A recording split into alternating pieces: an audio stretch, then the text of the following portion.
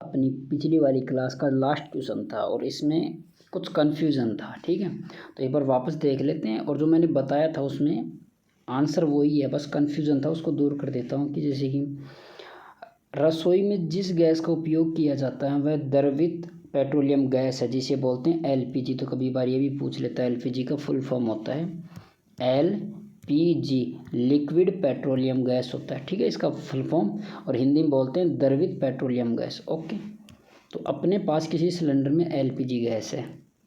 Okay, अब देखते हैं सिलेंडर में एलपीजी द्रव के रूप में होती है। कभी भी याद रख लें, जो गैस होती है ना वो अंदर लिक्विड फॉर्म में होती है, द्रव के रूप में होती है। जैसे इसको बाहर निकालते हैं वो द्रव फॉर्म में वो गैस फॉर्म में आती है। तो सिलेंडर में जो गैस होती है वो किस फॉर्म में होती है, वो लिक्विड फॉर्म में होती है। तो ये बोल रहा है कि सिलेंडर के अंदर जो गैस है वो क्या है, द्रव रूप में होती है, सिलेंडर के बाहर आते हुए गैस रूप में बदल जाती है। ठीक है, तो परिवर्तन ए क्या कहता है कि द्रव से गैस में आना, द्रव से गैस में आना सिलेंडर में। अब इसका मतलब देखो, मैंने आपको बताया था कि भौतिक अवस्था में अवस्था बदल सकती है। पानी का बर्फ में बदलना और बर्फ को पिघलाकर वापस पानी में बदलना, सेम स्थिति इसमें भी हो सकती है। वो कैसी होगी, वो देख लो कि द्रव है, द्रव को बाहर निकालते ही गैस में बदल गया, गैस को वापस अंदर डालते ही द्रव में चला जाएगा फॉर्म में। तो अवस्था परिवर्तित हो रही है, कुछ नया पदार्थ नहीं बन रहा है। तो परिवर्तन ए, ये जो अवस्था परिवर्तन होती है ना, वो होती है भौतिक परिवर्तन में। ठीक है, भौतिक परिवर्तन में आपने यही कन्फ्यूजन थी। जबकि दूसरे में क्या बोल रहा है, नीचे वाले में, एक मिनट, हाँ दूसरे में क्या बोल रहा है देखो, परिवर्तन ए क्या कहता है कि वो द्रव से किस में आया, गैस में। तो परिवर्तन ए क्या कहलाता है, भौतिक अवस्था कहलाई है। तो अब परिवर्तन बी के बारे में पढ़ लेते हैं। परिवर्तन बी कहता है कि यदि यही गैस जलती है, और जलना, किसी गैस जब जलती है तो उष्मा देती है, प्रकाश भी देती है, लो होती है ना, उष्मा भी देती है, तो वो जलना क्या कहलाती है, वो रासायनिक परिवर्तन है, रासायनिक परिवर्तन। ठीक है, तो ए क्या था, भौतिक, और बी क्या था, रासायनिक। तो इसमें देखो, ए रासायनिक परिवर्तन है, गलत है, बी रासायनिक परिवर्तन है, सही बात है। ए और बी दोनों ही रासायनिक है, नहीं, ए भौतिक है। तो इसका आंसर ख होगा। अगर इसमें बोलता है कि ए भौतिक परिवर्तन है तब ए और बी दोनों सही होते हैं, लेकिन इस स्थिति में नहीं होंगे अभी, क्योंकि इसने क्या बोला है, ए को रासायनिक परिवर्तन, जो कि गलत है। ठीक है, तो ये अपना याद रख लेना। अब कुछ और भी बातें हैं भौतिक और रासायनिक परिवर्तन की, कुछ एग्जाम्पल उदाहरण है। समझा, पूरी डिटेल मैंने पिछले वाली क्लास में बता दी थी, अच्छे से पढ़ लेना, वही काम आएगा। ठीक है, लेकिन कुछ एग्जाम्पल है जो कंफ्यूज कर सकते हैं कि भौतिक या रासायनिक, वो मैं बता देता हूँ। तो ये सभी जितने भी एग्जाम्पल हैं ये भौतिक के हैं, भौतिक परिवर्तन के लेके आए हो, फिर समझ लेते हैं। प्रिज्म से गुजरने पर श्वेत प्रकाश का 7 रंगों में विभक्त होना, 7 रंगों में विभक्त होना। प्रिज्म से, प्रिज्म को हटा देते हैं तो वो नहीं गुजरेंगे। ये भौतिक अवस्था परिवर्तित हो रहा है, कुछ नया नहीं बन रहा। ठीक है, हाँ, कि जैसे कि मान लो प्रिज्म को हटा दिया, वो 7 रंग बन गए, अब वो हटाने के बाद वो ही रह गए, नहीं, प्रिज्म लगाया 7 रंग बने, हटाया नहीं बने, तो पहले वाली अवस्था आ जाती है। प्रारंभिक अवस्था आना ही भौतिक अवस्था कहलाती है। ओके, ये याद रखना। दूसरा, गीली मिट्टी का सूखने पर भंगुर हो जाना, वापस पानी डाल के गीला कर सकते हैं, तो ये भौतिक परिवर्तन है। गर्म करने पर प्लेटिनम का तार चमकना, ये इसको बताने के लिए क्या आया हूँ मैं, ये इम्पोर्टेंट है। गर्म करने पर प्लेटिनम तार का चमकना, ठंडा करने पर वापस रह जाना। तो ये अवस्था बदल रही है, कुछ प्रकाश उत्पन्न नहीं हुआ, ना कोई ऊष्मा हुई, सिर्फ तार चमका है। तार को हटा देते हैं, जैसे ही गर्म ठंडा करते हैं तो वह पुनः प्रारंभिक अवस्था में आ जाता है, इसलिए भौतिक परिवर्तन है। कागज़ लकड़ी के टुकड़े करना, वापस चिपका सकते हैं। कोई लकड़ी का लट्ठा है ये, इसको जैसे ही ब्रेक किया यहाँ से तो ये अलग हो गया, अलग हो गया तो वापस कोई भौतिक अवस्था परिवर्तित हुई है, आकार में बदला है, छोटे से बड़ा हुआ। कुछ नया पदार्थ, ऐसे नहीं कि काटने पर ये चुंबक बन गया, चुंबक तो बना नहीं, नया पदार्थ नहीं बना। जो नया पदार्थ नहीं बनाता वो भौतिक अवस्था कहलाता है। अगला देखो, सभी भौतिक के हैं। पानी का अवस्था परिवर्तन करना, जैसे जल से बर्फ़, बर्फ़ से पानी है तो पानी रहता है, कोई दिक्कत नहीं। अब एक, हाँ इसमें देखो लास्ट वाला देखो, वाष्प से पानी बनना, बिल्कुल संघनन प्रक्रिया कहलाती है। संघनन प्रक्रिया, पानी को गर्म किया वाष्प बन गया, वाष्प को वापस गर्म किया पानी बन गया। ऐसे तो नहीं वाष्प को गर्म करने पर दूध बनता है, दूध तो बनेगा नहीं। अवस्था नहीं बदल रहा, तो अवस्था नहीं बदल रहा है, इसका मतलब वो भौतिक परिवर्तन है। ठीक है, अब बात कर लेते हैं नेक्स्ट की। छठवें पे देखो, शक्कर चीनी का घोल। छठवा देखो, चीनी या शक्कर का घुलना पानी में, बिल्कुल जैसे गर्म करते हैं तो वापस चीनी बन जाती है। ऐसे तो होता नहीं कि गुड़ बन गया हो, वापस चीनी बनती है। एल्यूमिनियम के टुकड़े को पीट कर उसका पतला पात्र बनाना, पत्थर बन गया, वापस जोड़ के एल्यूमिनियम की परत वापस बनाई जा सकती है। ऐसे तो नहीं एल्यूमिनियम के टुकड़े को पीटा और वो लोहे का बन गया, लोहे का तो बना नहीं ना। तो जो अवस्था नहीं बदलता वो बहुत ही परिवर्तन कराता है, सिंपल। नवा देखो, संघनन, आसवन और ऊर्ध्वपातन होता है। ये क्या होते हैं? देखो, पानी है, पानी द्रव अवस्था में होता है, गैस में होता है और बर्फ में होता है। ठीक है, ये बर्फ में होता है। ओके, बर्फ को पिघलाया तो द्रव बना, द्रव को वाष्प किया, ऊर्ध्वपातन किया, है ना, ऊर्ध्वपातन, तब ये गैस बन गया। और गैस से वापस क्या पानी बनाना, ये होता है संघनन। ठीक है, ये प्रक्रिया याद रख लेना। तो यही है, संघनन होता है गैस से वापस द्रव में बना, ऊर्ध्वपातन होता है द्रव का गैस में बदलना, गर्म करना। ओके, और आसवन होता है ये बर्फ से द्रव में बदलना, ये आसवन कहलाता है।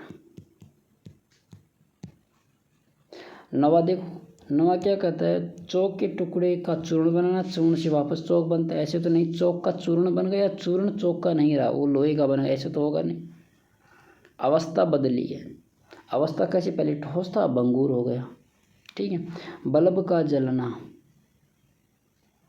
ये याद रख लेना, बल्ब जलता है प्रकाश देता है,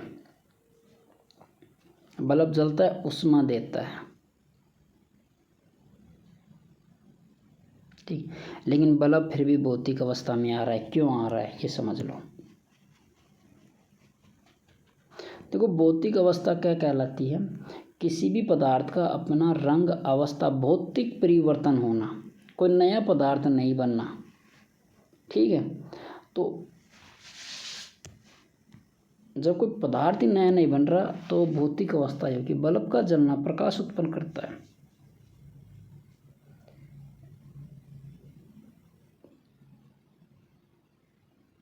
ये कन्फ्यूज है, 1 मिनट इसको देखना पड़ेगा, क्योंकि जो जलता है ना वो प्रकाश उत्पन्न करता है, ऊष्मा भी उत्पन्न करता है, और जो ये प्रक्रिया करता है वो सामान्य क्या कहलाता है, रासायनिक परिवर्तन होता है।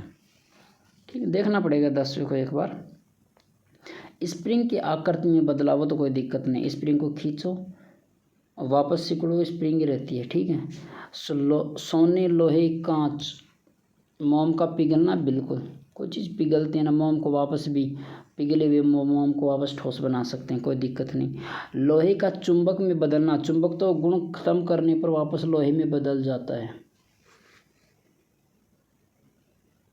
ओके, हाँ, कांच का टूटना, वापस जोड़ सकते हैं, कोई नहीं, पिघला कर वापस वो कर सकते हैं। और ये इंपॉर्टेंट है, क्रिस्टलीकरण, ये क्वेश्चन आ चुका है क्रिस्टलीकरण से संबंधित ये, और ये भौतिक परिवर्तन है। ठीक है, तो ये कुछ थे भौतिक परिवर्तन का। बल्ब का जलना में बल्ब से जलता प्रकाश उत्पन्न होता है, ऊष्मा भी उत्पन्न होती है। तो एक बार बता दूंगा मैं, इसमें थोड़ा कंफ्यूज है, देख के बता दूंगा, गलत बताऊंगा नहीं।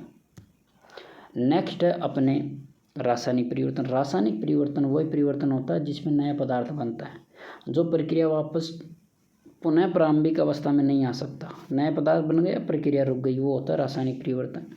पहली क्लास देख लेना, हम एग्जाम्पल की बात करेंगे कुछ और।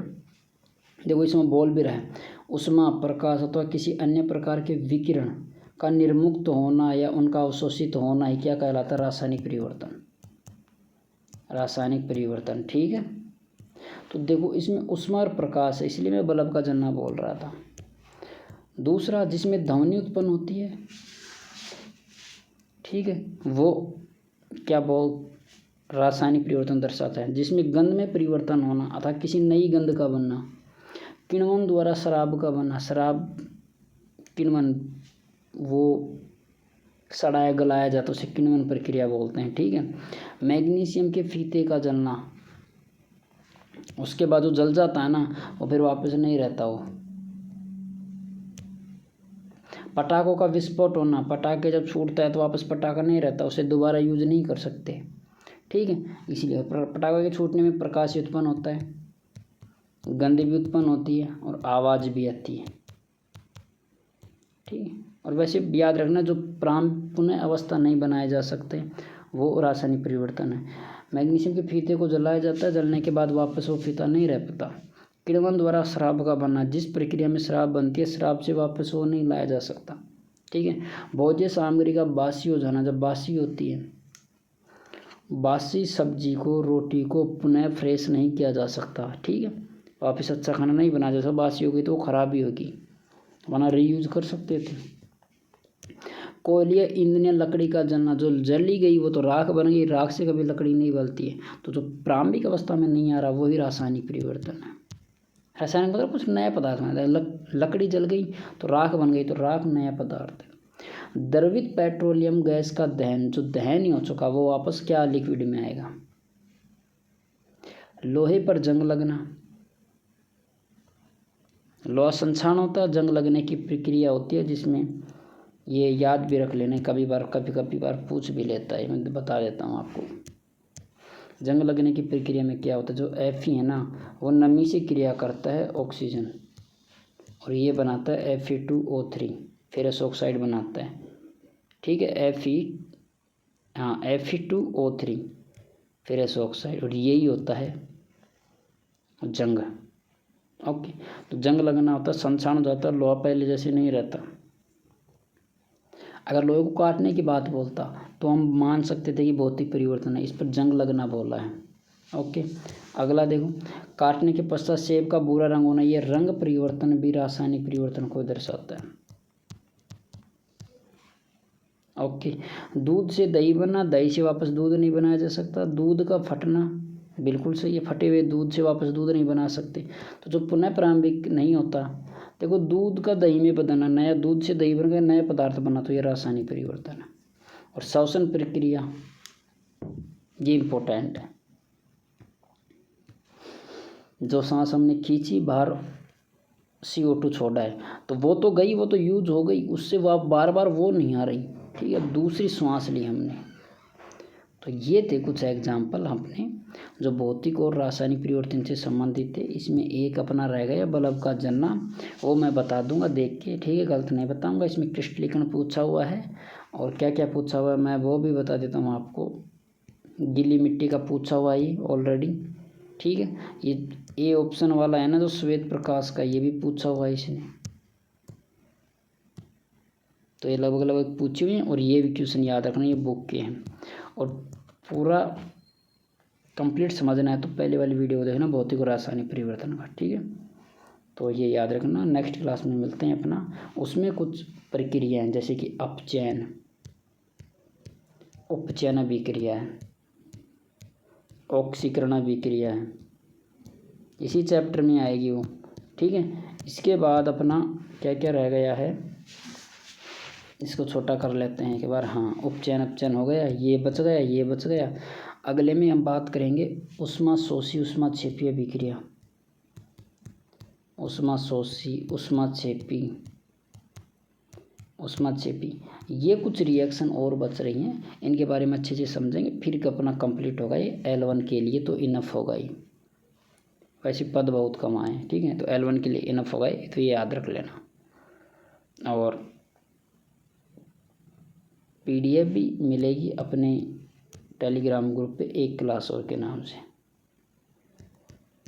एक क्लास और, ठीक है, तो ये सर्च कर लेना टेलीग्राम पे, इस पर PDF मिल जाएगी टेलीग्राम ग्रुप में। तो मिलते हैं नेक्स्ट वीडियो में।